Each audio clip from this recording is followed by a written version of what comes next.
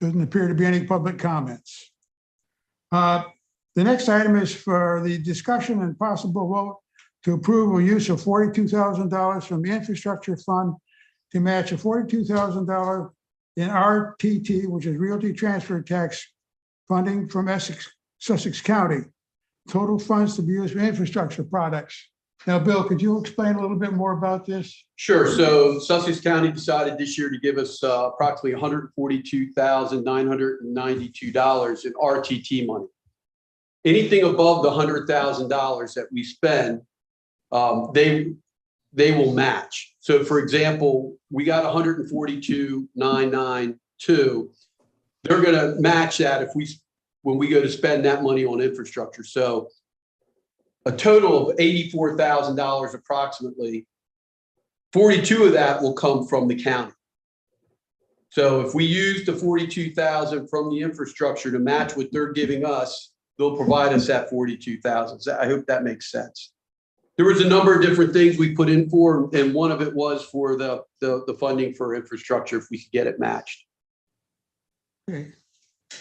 Do we have to have any particular project in mind, or is it just, when we get around to it? On infrastructure. So the money would come out to match it, and it would have to be used on infrastructure. That's what I submitted it to the county for approval, and the county's already come back and approved it. You know what the projects are? Yeah, whatever projects you as a committee decide, and then the commissioners approve. Do we have any committee discussion on this? Sounds like a good idea to me. Yeah, the only thing that I'm going to say is we have a lot more than $42,000 worth of infrastructure projects that need desperately to be done. So I think it's a great use of the money. Sounds like a great deal to me. The only thing I would say is that the town gave the county over $1 million in transfer tax this year. And we're only getting 142,000 of that back approximately. Of course, we would like to have more. I know the mayor's talked to the county about it, but we can use this $142,000 for a lot of different things here in town.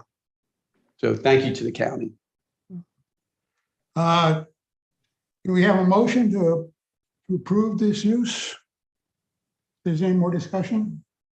I move to accept the proposal of $42,000 expenditure. I second that. You moved. Second. Second. All in favor?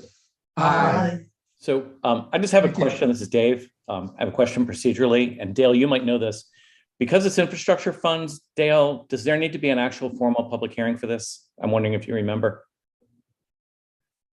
That's a good possibility. You're probably correct on that. And unless they're going to use some of the money that we've already approved ahead of time for the other projects, Dave, you all approved a bunch of them ahead of time, and so we could probably do that. Okay. Well, we'll check with Fred. Just a heads up, guys. It's a procedural thing based on our code and charter. We may need to do it that way, where it's a formal public hearing.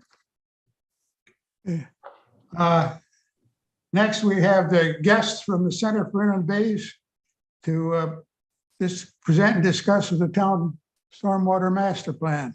So, welcome to the Center for Inland Bays. Thank you. Thank you so much for having us. I'm sorry. No, I'm working on it. Okay, no problem. No problem. Sorry. No, it's okay. We can definitely get it on that one. Would you see if we can get it on this here? I'll try to get it.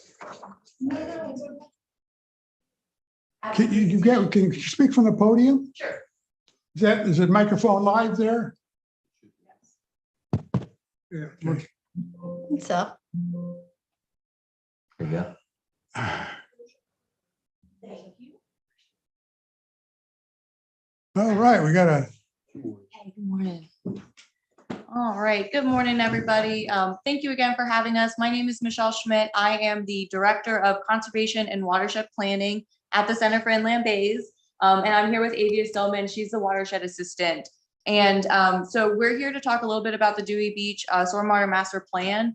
And the hope is that at the end of this, we can have some idea of the town's priorities for infrastructure, and then talk a little bit about, time permitting, how to move forward with prioritizing the rest of the projects in the plan for implementation. And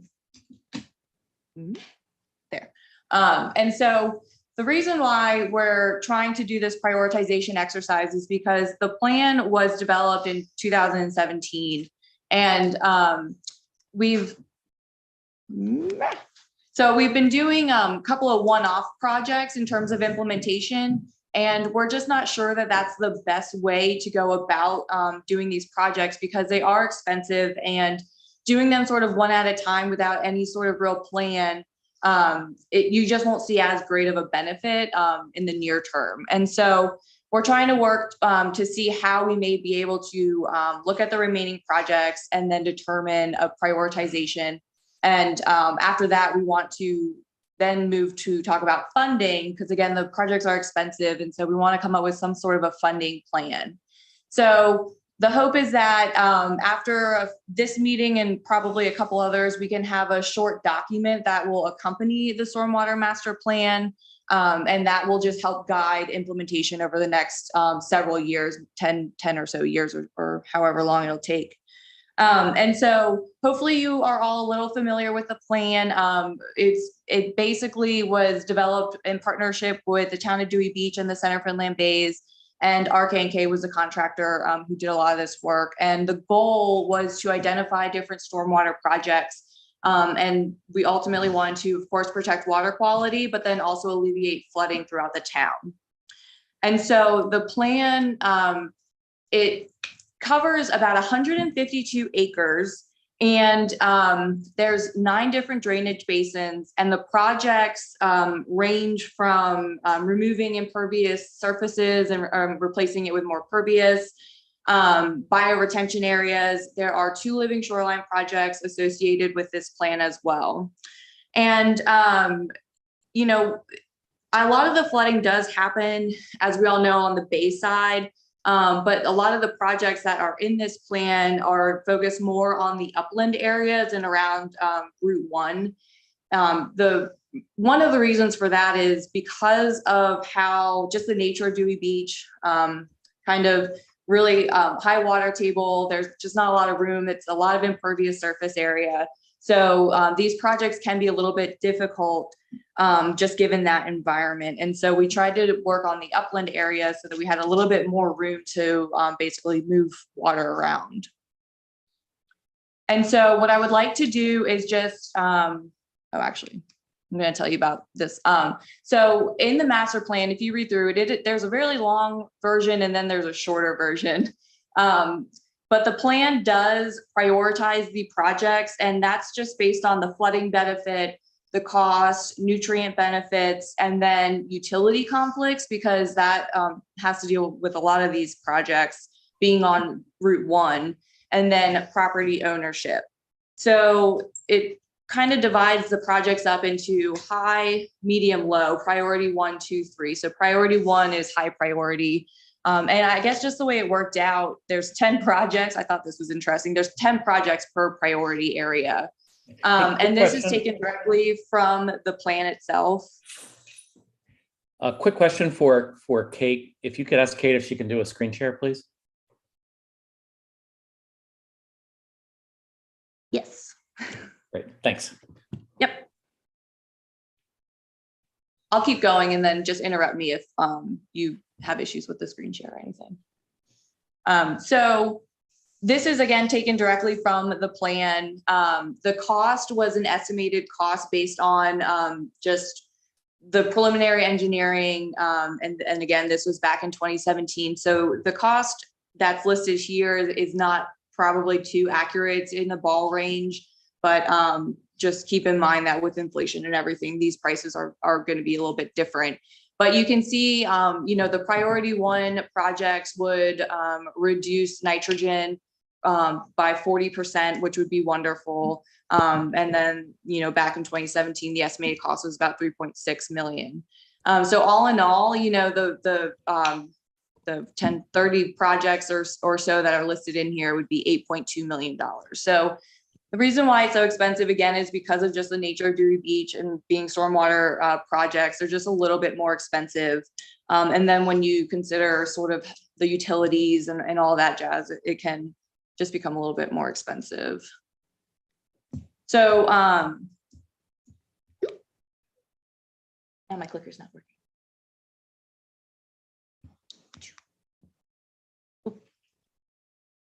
So, what I want to do now is just sort of go, drainage area by drainage area and just review quickly what projects are within each drainage area so that everybody has an idea. And just a reminder, these projects cover, it's from about Salisbury Street down to Palmer. And so it's not all Dewey Beach, but just mainly focusing on the highly pervious areas. So Bayberry only has one project, and that's to replace the concrete median with mulch beds. And you can see it identified there in blue where the median is, where that would occur. Oops. So the next one is Collins. There's 6 projects in this drainage area. And so it's bioretention areas, converting curbed grass areas into bioretention, replacing asphalt parking with pervious pavers, and then replacing the concrete median with mulch beds. So again, it's going to be a lot of replacing concrete with something a little bit more pervious. Can I interrupt? Sure. I just want to say that the Collins is broken up into 4 different projects, which, will probably total to that, whatever you got up there. I'm too far away to read, but there's 4 different projects for Collins that are all they all seem to be priority 3. Yeah, so I didn't go through and pick out which ones were priority 3 and which ones were priority 2 and 1 in each drainage area, because I wasn't sure, when we talk about prioritization with the town, we could do it the way the plan does, with the priority 1, 2, and 3, or there's other ways that we could. I just want to point out that it's not the $1 million, and so it could be broken down into smaller projects that are Right. more reasonable to handle. Yes, exactly. And so each of these bullet points are different projects that you could definitely do one off at a time. So the You got total 6 projects? You got 1, 2, 3, 4. Oh, I see 6. Yeah, okay, all right. I'm sorry, I misread it. That's okay. Actually, I only have 5 listed up there too, so that might be an error from me. But yeah, so the total number that you see up there is to implement all of those projects in this drainage basin. And the reason why I did total it up is because we may want to look at these projects by drainage basin if there is an area that you really want to focus on. But definitely all of these are individual and can be implemented one at a time. So Van Dyke is the next drainage area. This is one of the larger drainage areas in terms of the number of projects. This one has 11 different projects, and you can see here the 1, 2, 3, 4, the 5 different types of projects. And so I should have oriented you. I apologize earlier. So next to each bullet point, there's BR13 or BR10. That's the project identifier. And so this again just has converting grass areas into bioretention, replacing asphalt parking with pervious pavers, and then some more median work as well. Dickinson only has one project, but it's to replace that parking area with pervious paver, and it's a larger parking area, but that one has just that one project. Oops. And then Rodney, again, just has the one project, and that's to replace asphalt parking again. Reed and McKinley, I put these up here just because you can't really separate them out the way that they are. And so there's 12 projects within Reed and McKinley. And again, it's much of the same thing, bioretention, replacing asphalt or concrete, and then again, more median work as well. And then so Dagsworthy and South Bayard, 8 total projects, again, much of the same thing, replacing concrete. doing bioretentions. And so I wanted to point out too, those are all of the those are the drainage areas that the project addresses. However, there are also 2 living shoreline projects within the plan. The Sunset Park Living Shoreline is one that the center is still currently trying to get funding for. We did complete the Reed Avenue Living Shoreline. And then there are some road width reduction projects in this plan as well. And so, and we have talked to DelDOT about that because you can reduce the road width and then on the sides do some different pervious, either pavement or what have you. But that's also in the plan. Can I ask a quick question?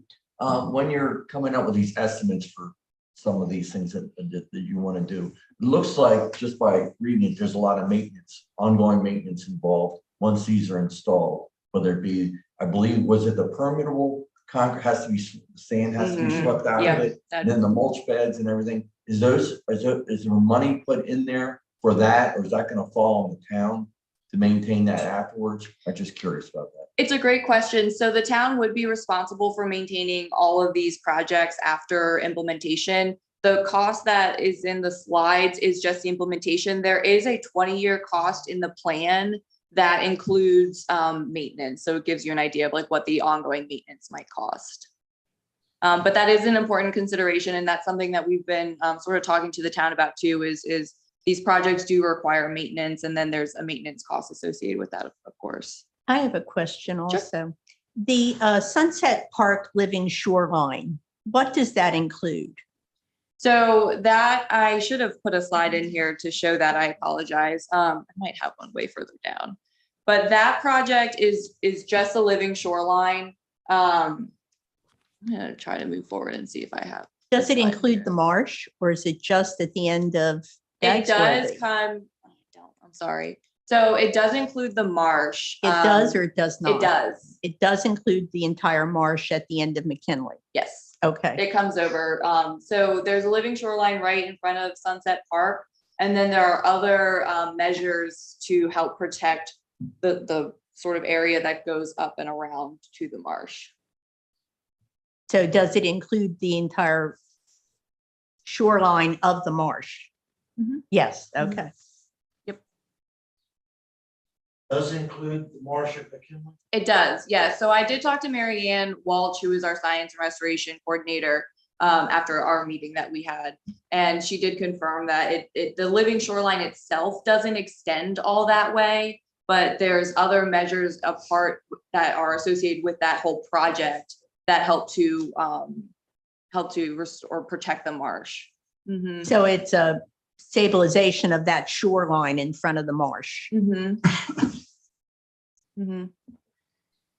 And so we are still trying, like I said, we're trying to get funding for that project as well. We've put in several grants and just haven't been successful, but we're thinking at the center that might be a good place for us to use some of the incoming infrastructures to the center. But that's a project that we're still trying to work on. And so I really quickly, we did complete 2 projects so far. The Little Store Stormwater retrofit, which was selected by the infrastructure committee, and that was completed 2020, a couple of years ago. And we submitted a community water quality improvement grant, and then got some match from DelDOT as well for that project, and the town, of course. And then this is the Reed Avenue Living Shoreline that we completed again back in 2020. And so what we would really love to get out of this meeting today is just a discussion on what the town infrastructure priorities are, because we know that there's a lot of competing priorities and a lot of places where we want to spend our money. And then, trying to see if there is any overlap with the Stormwater Master Plan. And then we would love to get an idea from you all about the projects from the plan. If you have any sort of prioritization, or I want to talk about how we could prioritize it, whether it's through just looking at the high, medium, low priorities that the plan already laid out for us, or do we want to look at it by drainage basin, sort of see where we want to go from there. To to give you an idea of where this is heading, the next step would be to take the priorities that we set and then try to line up some funding and a timeline so that we basically know what projects we want to do, when we want to do them, and then what funding we need to consider. So a DELDOT can be a really big partner in implementing these projects as they've already been. But some of their funding, you have to sort of get in the pipeline and it takes several years to get. And so that's why it's important that we try to game out a timeline here so that we can go ahead and get into their, you know, I think one of the fundings takes 5 or so years to really get through. So we want to be sure that we can get in when we need to get in. Does that make sense about what we're trying to accomplish here and what the next steps would be? Absolutely. Okay. Yeah, the biggest point with me is, of course, the highway. Mhm. And the reason that is because the state has plans within the next 5 years to redo that entire center island and the highway. And we had talked many moons ago, we had talked about hitchhiking on the back of them so we wouldn't have to spend much money. We could guide them as to what we wanted. So the highway drainage system, even though people say, well, what about the bay? Well, it drains to the bay. Exactly. And so if we can handle some of that, that's my point. So I don't know about the rest of the folks. My priority is protection and stabilization of the shoreline at the end of McKinley at the marsh. That's critical. I have watched it erode over the years that I have lived there, and it has to be number one. Mm-hmm. Well, this meeting's good timing with the storm overlay that's I've been thinking been about going on and on and on now for 6 days. Yeah, that's all it's been in my mind is this meeting and Yeah, it's the very it's a evidence. bad one. Yeah. It really is a bad storm. Bill, did they finish up the end of Reed that last bit of work they were doing, or are they still working on that? They did do it. Jim Dedes and I are not quite satisfied with what they did. So we're asking Remington, Burnick, Standard Pipe to come back down and actually explain what they did, because and Jim doesn't feel that they did exactly what they were supposed to. Gotcha. I asked about that because it's interesting, with the storm and with Phil here, I'm glad he's here as well, as being residents of Reed Avenue, kind of watching the daily flooding of Reed. Reed is the lowest part of town, always floods. But I was always a huge supporter when you did your work, which was excellent. When they did it, when the Center for Inland Bays did that initial work, I was a supporter of a bigger berm. But watching this storm this time, at the berm, the water wasn't coming over the berm. It was just flowing. I was just watching it flow up through the drains the whole time. So it wasn't, the backflows weren't stopping it, whether they got sand in them or what it is. And I don't know how that long-term, how that can be addressed, because everything drains down basically into Reed. And yeah, it was, you could just watch the tides come in. You could just watch the water roll up through the drains. I don't know if Phil saw the same thing, but I never really saw it really breaching the berm. It just coming up through the drains. Well, coming up through the drains means the maintenance part. And on the front and the back, but it didn't overwhelm it. The flooding is the Hayden River. Out of the McKinley Marsh, and goes down that's what brings in saltwater. That's that settles on. And I was just going to say the same thing, because you can just see the current. I can see Hayden Road from the front of my house, and the water is just flowing straight down. And the water comes up through the drains as well. But what I have started to see being more prevalent in the last couple of years is the water coming right out of the marsh, right down Hayden Road. Yeah, so one thing that came out of the Reed Avenue project that we discussed internally that we didn't do quite a good enough job is what we need to work with the contractors to develop a more comprehensive maintenance plan. I think that's something that we just really didn't do well with the Reed Avenue project. And so moving forward, that's something that we would want to work with on getting a really good maintenance plan so that we have an idea of what the maintenance is and then what to expect, because it is more of a maintenance issue with Reed Avenue at this point. And it is sand and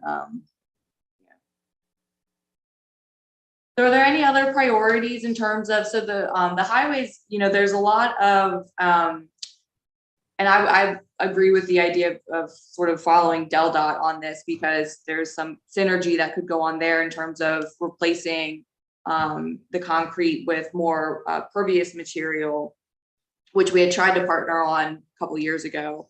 Are there any other areas that either are more of a priority in terms of location or type of projects that you would like to see?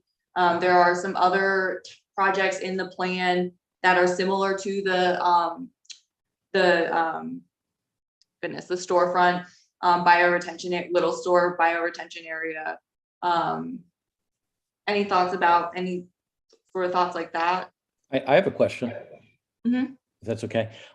So you focused more rather than on the shoreline, more on the pavers in the list of projects and the bioretention. That was kind of, a repeating theme. And I guess what I want to understand is I understand how the pavers and the bioretention do really well with rainwater, but when you have flooding from the bay, are those at all effective for flooding from the bay, or is it really the marsh at the bayfront that's the most effective for the flooding from the bay? So the idea is that these stormwater retrofits will help alleviate some of the flooding as well. And so it'll help to drain any of the water that comes, whether it's from storm surge or rain or what have you. It'll help to move that water rather than just sort of puddling up because it doesn't have anywhere to go with it being concrete. No, I'm more speaking about the replacing the asphalt with pervious pavers and the bioretentions. Do those really help with the flooding from the bay, or is it more the stormwater and the marshes on the bay that help the most with that? Sorry, yeah. So it kind of went in terms of flooding from the bay side.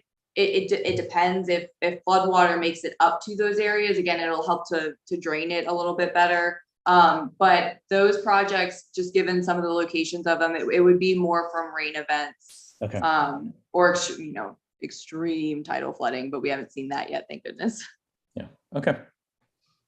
And the reason why I didn't really focus on the Living Shoreline project in this presentation is because we are actively trying to implement that project, and so it's in the pipeline already, I guess you could say, versus these other projects. Okay. I had a question about pervious asphalt or materials and whether or not it's possible to pave Hayden Road with that or the end of Reed, if those materials would be helpful with the flooding. So it depends on the location. So it sounds like you're asking for areas that more so weren't identified as specific projects in this plan. Given the closer you get to the bay, the higher the water table is. Right. And so there's just not a lot of room for water to go, even if it can go through the pervious pavement. There's just not a lot of area.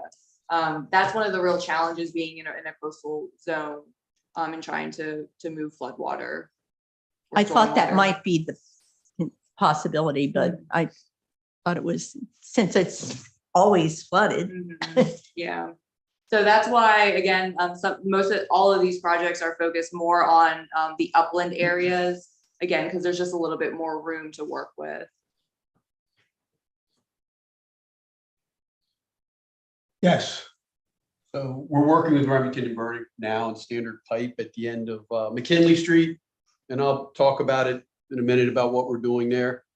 The actual wetlands at the end between the Lions Club North Beach and your property, there's some difference in discussion about who actually owns that. So talking to DENREC, they're not sure who owns it, which I find hard to believe, but talking to Envirotech, Todd Fritchman, he says DENREC definitely owns it, the state. But there's some back and forth. I don't know if you know who actually owns the property there at the end of McKinley Street, that wetland area, because for us, our project to get the water off McKinley Street and not going down Hayden Street to Reed Street is to get it out into that marsh area if we can. And so what we would like to do is just have like a swale. So both ditches, when they come out from underneath McKinley Street, would run into a swale, and the swale would go out into the bay. Now, of course, during storms like this, we're going to have a 7-day storm, right? This will be 7 days as of tomorrow. It may not help on big storms like this, but for rain and other events that we have throughout the summer, we believe that'll help. But I really need to know who owns that piece of property, if anybody does know that. Because I'm getting Denrec saying they don't know, but Envirotech says Denrec does own it. And I'm not getting a good answer on that. So I don't know if the Inland Bays knows or not. And this question has been asked for as long as I've been involved with this committee. It's for years. Yeah, we were talking to DelDOT because we talked to DelDOT about that project too, to see if there's any partnership opportunity. And they had also brought that up. And I'm trying to remember, they were going to look through their system to see if they could determine who owns it. And so I'll follow up and see what my notes were. And we'll make some phone calls too. Thank you. Well, either Denrec or DelDOT, and I believe it was Denrec, physically wrote an approval to give the Lions Club control of the situation, but not ownership. Right. So So that's, one of them wrote the letter. If they wrote the letter, they must think they own the property. yeah. So I think when we talked to DelDOT, that's exactly what they said, that the Lions Club controls it. Yeah, but that's because the But, state told yeah. the Lions Club, Yeah. and the Lions Club wanted to, and the state went, great. Yeah. So I'll follow up then with DelDOT, with Jim Pappas, and because I kind of want to say it might be DelDOT then, but I'll follow up with Jim Pappas. More power might be involved too, as part of this issue with the osprey nest and carrying cameras. NREC would not let them carry cameras. Yes. Yeah. But Lions Club and Delmarva Power both went back to Denrec as far as access. Oh, so Denrec is definitely controlled. Denrec is involved because of the habitat issue. And that's an unfortunate case. I mean, you really just can't touch the nests once they're established. I actually read an article the other day about how they put their nests up in all these electrical areas and can't maintain them because you really can't disturb them. So that's why Denrec is involved in that matter. I'm not sure that I don't think that necessarily means that they are the owner though. So Matt Jones is who I've been talking with and who our engineers have been talking with from Denrec. Okay. He's the person that's kind of told us he doesn't know who actually owns it, but we really do need to know an answer so we can try to work with Denrec to get the permit to put a swale in. We don't want to disturb the wetlands, but we do want to make somewhat of a swale so that water can run back out instead of going down Hayden Street. And the contractor that you're working with, are they the ones that designed the swale? They Or will they once we will. find out what Denrec or DelDOT, whoever needs from us. They're more than happy to work with. Of course, it's going to cost, right? But they are waiting to find out what they'll need for approvals to do that swale. Right now, there's two pipes that come out. We want to just go out about another 40 feet, bring them into just one swale, and just one swale would go out. And again, during large storms like this, it wouldn't help that much, but during normal rain events, it would definitely help to keep the rain from going to Reed Street. But won't that swale permit Bay Water to come in? It may during high. That's what we used to do. It's a- Read that. It's a 7-inch drop from Dover Street to the end of where Hayden is. It drops 7 inches where they're doing the work right now. So we were hoping that it would drop even further going out. But we have to put something in there so the water can move instead of coming out of those pipes. It sits, it builds up, and then it goes down Hayden Street instead of goes back out into that marsh. But anyway, any help that you can give us on who we can coordinate with. we'd appreciate it. Okay, Bill, let me ask one question, only because Jim and I went down there and met with the chairman of that committee for the Lions Club. And is anybody yet sure whether there's a pipe that goes all the way down through there to the beach, or whether it was just never put in? It's never put in, there is no pipe. Well, it shows on the, Contractors, like Jerry, the ones down there now go through with an iron pipe trying to find yeah, it shows on the plan that there is a pipe. it in red. I'll find out and let you know. Could you clarify something, Bill? You say a 7-inch drop, 7-inch drop from the marsh to Dover? From Dover- Dover Street to Hayden Street, there's a 7-inch drop Which way? going towards the bay. So it's The water lower. flows towards the bay from Dover Street. Oh, On McKinley Street. Yeah, not on Reed Street, on McKinley Street. correct. And it's flowing toward the bay from Dover. That makes sense. You can see that.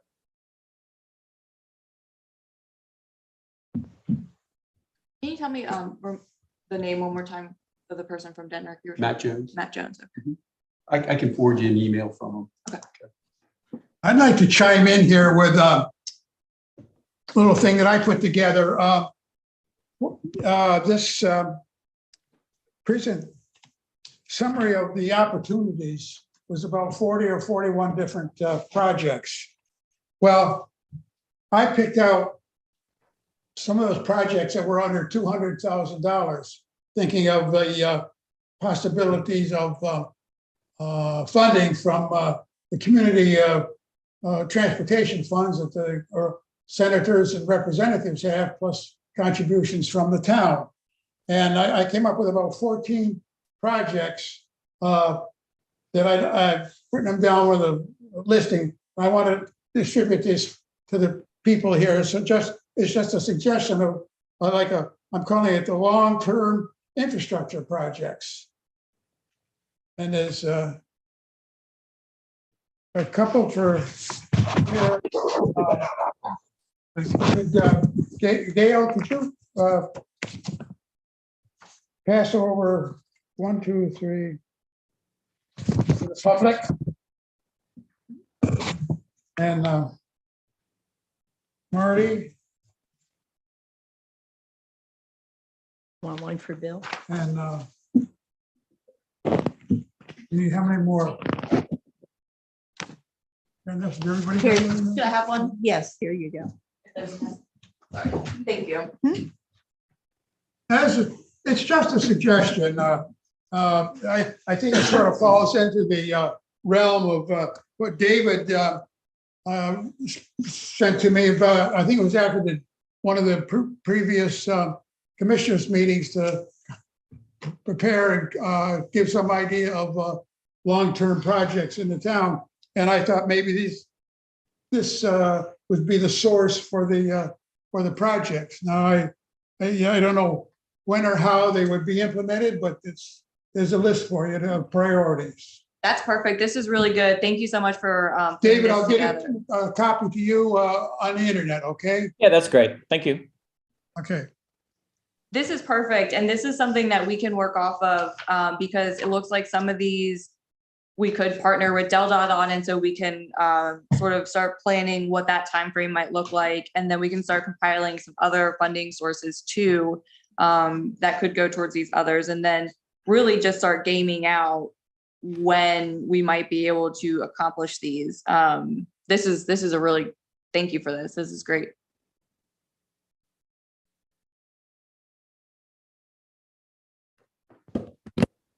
I would think that these would be handled separately, and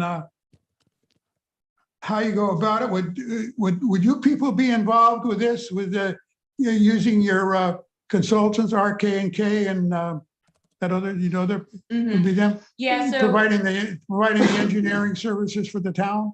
yes, so yes and no. So we can be involved in some projects, and it just sort of depends on when these projects can occur. But because we were involved in the development of this plan, we certainly want to see it implemented. And so it sort of just depends on which project. Because if and I say that because if it's more if DelDOT can really take the project over, you know, we would hand it off to them, if it's working in the median or something like that, and they're already doing it. Does that make sense? In terms of like who might lead the project? I would guess in order to prioritize, you have to know that some money could be available from the state Mhm. and what the timeline is for the state. And then what the priorities, or someone has to be, the commissioners have to be set the final priorities with recommendation from the committee. Mhm. So it's sort of like a little bit of a puzzle that you have to work together. You know, I mean, the smallest project around here takes 3 years to get it from conception to finally get the project working, you know, not working, but worked on. Mhm. So the problem is that between the town and the committee and the commissioners, we have to have somebody to separately organize with you guys what the priority would be, because the priority might be doing something on the highway with the drainage in order to next do something with the bayside of the end of the street in order to work, you know, the way the water flows. But it might be, you might find out the bayside end of the street needs to be done first, and because that's where it's going to affect the majority of the people. Mhm. So, Yeah, it definitely is a puzzle. I agree with you on that. And I don't think that any sort of prioritization exercise will be perfect. But the idea is that we can at least have a few select projects to try to focus on and move forward over the next, 5 to 10 years ish. Because these projects do take a while. We already have some concept designs, but they need to be fully engineered. And that'll take time. And then, of course, implementation. And there's only certain times of the year that you really want to be doing construction and things like that. So it's going to take a while, I guess, is what I'm trying to say. So we want to have projects, lined up, or at least have an idea of what they may be. But that means Yeah. moving forward and making priorities. Mhm. So, and then either you with the chairman, or you and the chairman and the town manager following through on those, because they're the only ones that are around any length of time. Mhm. You know, Yeah, that's all our volunteers are in and out. Mhm. You're still there. Mhm. All our volunteers are in and out, but the town manager hopefully is still there Mhm. if we haven't beaten him to death. Well, and the center is always here to help continue to guide this effort. Like I said, we helped you all develop this plan, so we want to be there to see it implemented. And so I do see what you're saying. If we have this sort of prioritized exercise completed, it would be up to the center and the town to sort of work together on making sure that it moves forward, not just sort of goes back to the shelf, for lack of a better term. And we have funding too, funding opportunities too. Not sorry to interrupt you, but we have funding opportunities too that we could look at and say, oh, that could go towards this project in Dewey Beach. Let's see if there's any synergy, and maybe there is at that time, or maybe not. But at least we have something that we're working towards. We as a town just need to make it a priority somehow, some way Mhm. of giving the funds or the materials to get the project done to the town manager and the commissioner. The commissioners are going to get the material to the town manager in order to get the project done. It ends up, unfortunately, being all pushed towards town hall.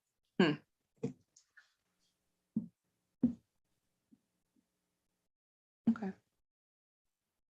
Any other comments or anything that anybody wants to make in terms of what we are hoping to do with this project, and sort of next steps and moving forward? I think taking this list and sort of going through it and thinking through some funding options, and just sort of more conceptualizing what a prioritized implementation plan might look like using these projects is what Adrian and I will do next. And then we could continue to work with the town on developing an actual one-page document or something that has everything written out. Any other questions or anything though? Okay. I appreciate your time, and I know the plan's been around for several years now, and we keep, working away at it, and I appreciate your ongoing. Thanks for all your with hard us. work. Yeah. Yeah. We appreciate you and the Bay, Thank you. Inland Center. Thank you so much. Thank you, Phil. That was a good one. I like that. Thank you. Is that Michelle that did that? Yes. Yeah, okay. Well, it seems to me that the presentation sort of morphed into the continued discussion of the town long-term infrastructure projects based on the stormwater, phase 2 stormwater plan. So I'm just going to ask us if our committee members have any other projects in mind that might be considered long-term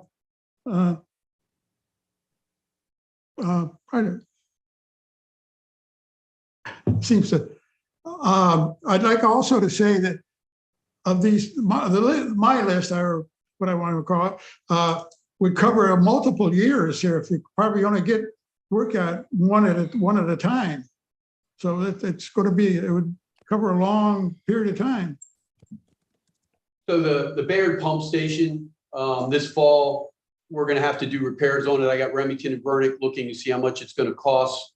The pump station on Bayard Avenue, I've talked about it before, the concrete separating in some of the corners. So that's something we will have to address.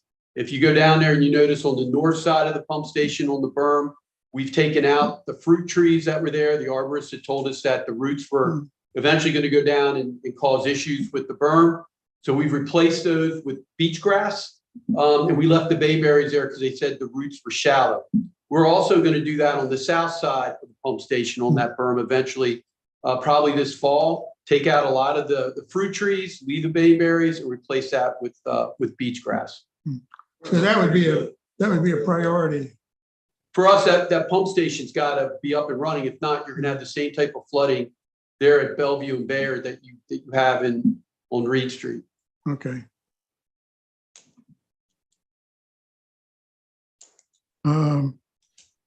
Let's move on to member comments. Anything? So if I could just brief on some of the things that we have going on with the current projects, or did you want me to wait till the end? Bill, I recently had cochlear implant, and it's, if you've ever been in the military, well, you were in the military and Dale too, you know what squelch is, right? Yeah. The radio, I have a lot of squelch that I can't take care of. I can't turn it down. So I've been having a hard time following this presentation. So, man, if we could get together in your office where it's a little more quieter, I mean, not so much echo and all that, I would appreciate it. Do you want me to brief everybody on what we're doing now on the projects? Yeah. Okay. Okay. All right. If you could bring up a couple of those slides just with the pictures. So anyway, that first slide right there, that's something that we just put out to everybody. If you're getting the town emails, that's something I had Tate put together. She did a great job. You can see the pictures of the damage from the beaches and kind of to update you on that. On coordination with DENREC, the town of Rehoboth, ACT, the Atlantic coastal towns. DENREC is coming up with a plan to help all the beach communities from Fenwick to Lewis. They're going to start in South Bethany. I was told yesterday they're going to start in South Bethany and work their way north. I sent an official request for Dewey Beach to have them come up as soon as possible to help us where the dune crossings are, where it goes onto the beach. Right now, there's about a 4.5 to 5 foot drop, and we'd like to have some sand pushed up. Now, the town does have a piece of equipment, Kubota, that we purchased about a year ago that can do some of that work, but we don't have the equipment that DENREC has to do the work. So we're asking DENREC to come start. And as you can see, the new posts and ropes that they put up that replaced the beach fence, you can see a lot of those have fallen into the ocean. That project with the posts and ropes replacing the beach fence, that is a DENREC project. That is not a town project. I've fielded many calls and emails on that. That is a DENREC project that they've decided to do that would help hold the dunes for whatever reasons. And we listed those reasons on our town website. So could you go to the pictures now, Kate? So this is the project on McKinley Street. You can see these are the pipes that they're replacing. This is down on the corner of Hayden and McKinley. You can see that they pulled out the old pipes, they're putting in the new pipes. We've taken out that phragmitis there. And when we get done with this, we had it surveyed first to make sure that we are working in our right of way and not on the property owner's area. When we're done with that, that will be perpendicular parking instead of parallel parking. We will be expanding the parking area on that street, but all that pipe from basically from Dover down to Hayden is being replaced. And you can see that, and that's where that 7-inch drop that we talked about. And again, that's one of the pipes that would go out, that we eventually want to go out to a swale right there. So if you go to the next slide, please. And you can see some of the work there from Hayden in McKinley there. Hopefully they'll be finished that.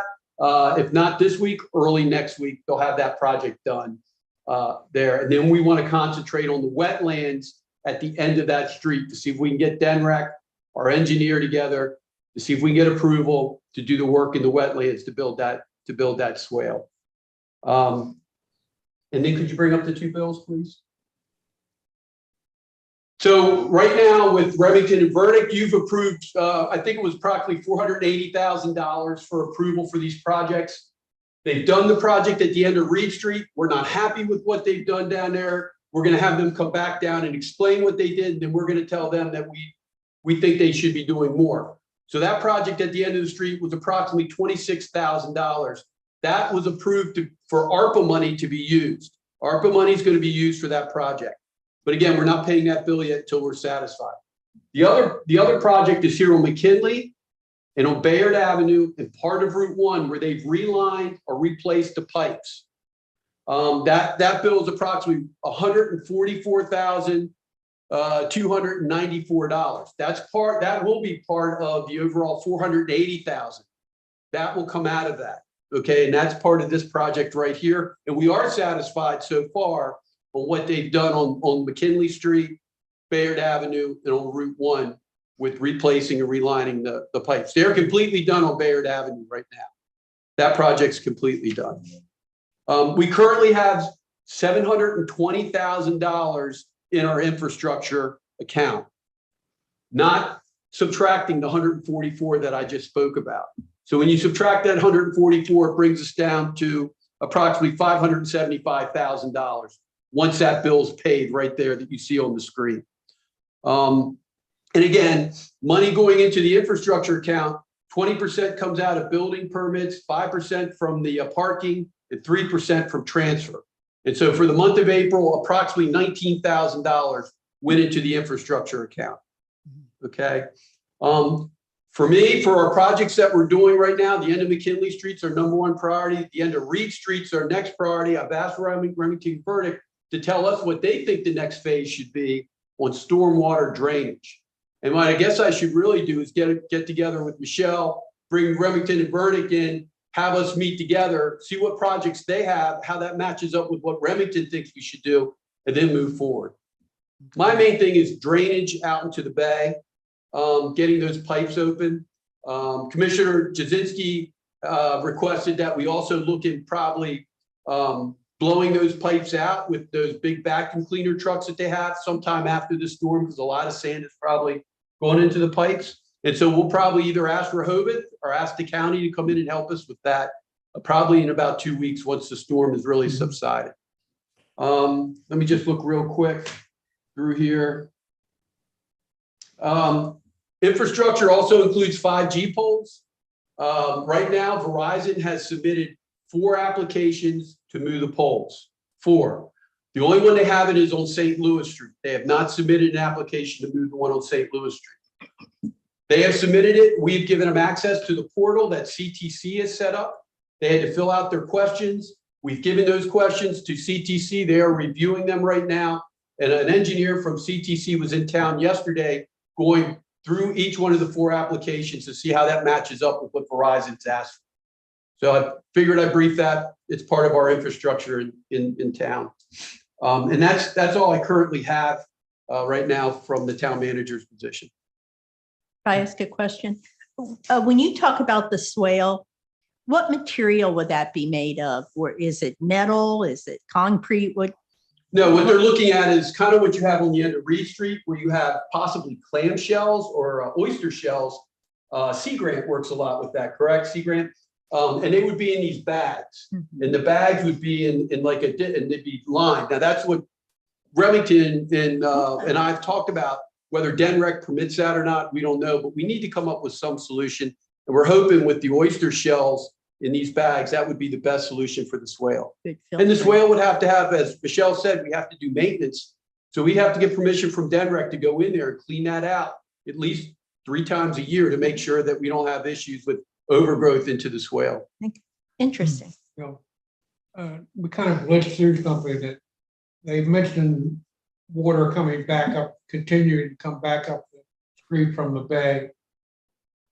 Either the valves aren't working or they haven't been maintained or whatever, but somebody, I mean, not the town, because the town didn't put the material in, but whoever put the material in needs to be held responsible for the valve not working, project not working.